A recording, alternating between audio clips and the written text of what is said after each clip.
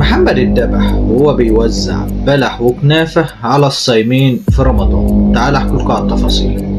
محمد حسان شاب صغير زي ما انتوا شايفينه كده، متجوز وعنده طفلين، طفل 3 شهور وطفل 3 سنين. محمد متعود كل يوم ياخد عربيته يملاها بلح وكنافة ويروح يقف على الطريق، واي حد لسه ما روحش بيته يوزع عليه بلح وكنافة عشان ياخد اجر صايم، واي حد لسه ما روحش بيته او اي مكان كان بيوزع عليه بلح وكنافة عشان ياخد اجر افطار صايم. ودي اجمل حاجة ممكن تشوفها في شوارعنا في شهر رمضان الكريم. محمد هو بيعمل كده وفي شهر رمضان الكريم جه واحد من ورا ظهره وقام ذبحه ساعة اذان المغرب في شهر رمضان الكريم.